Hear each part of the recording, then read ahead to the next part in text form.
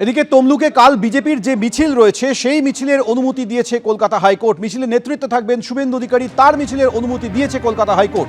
কাল দুপুর 1টা থেকে 2:30 পর্যন্ত রাজবাড়ী ময়দান থেকে হাসপাতাল মোড় পর্যন্ত মিছিলের অনুমতি দিয়েছে কলকাতা হাইকোর্ট। 1000 লোক নিয়ে মিছিলের অনুমতি দিয়েছেন বিচারপতি তীর্থঙ্কর ঘোষ। তবে নির্দেশ দেওয়া হয়েছে হাইকোর্টের তরফ থেকে যে স্কুলের পাশ দিয়ে মিছিল গেলে নিরাপত্তা বজায় রাখতে হবে, কোনো উস্কানিমূলক বক্তব্য রাখা যাবে না, নির্দেশ হাইকোর্টের। দোলের দিন তমলুকে হিন্দুদের ওপর হামলার অভিযোগে মিছিল করবে কাল বিজেপি। শান্তিপূর্ণভাবে মিছিল করতে হবে, সেই শর্তে অনুমতি দিয়েছে কলকাতা হাইকোর্ট।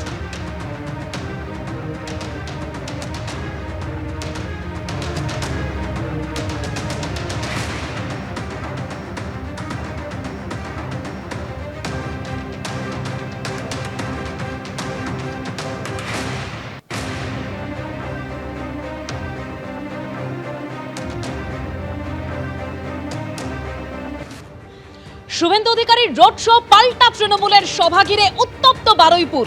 বিজেপি বিধায়কদের গাড়ি পৌঁছতে সেখানে তৃণমূলের তরফে চোর চোর স্লোগান দেওয়া হয়, পাল্টা জয় শ্রীরাম স্লোগান দেওয়া হয় বিজেপির তরফে। রাষ্ট্রপতি শাসন ছাড়া বাংলায় ভোট করা সম্ভব নয়, দেখুক নির্বাচন কমিশন, বারুইপুরে গিয়ে দাবি শুভেন্দু অধিকারীর।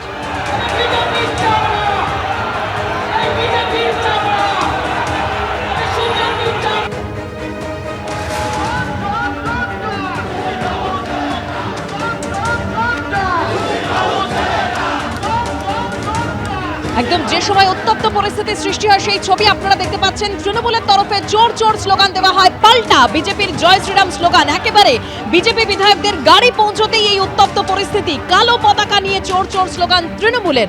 আর এই পরিস্থিতিতেই শুভেন্দু অধিকারী তিনি বলছেন রাষ্ট্রপতি শাসন ছাড়া বাংলায় ভোট করা সম্ভব নয়, দেখুক নির্বাচন কমিশন।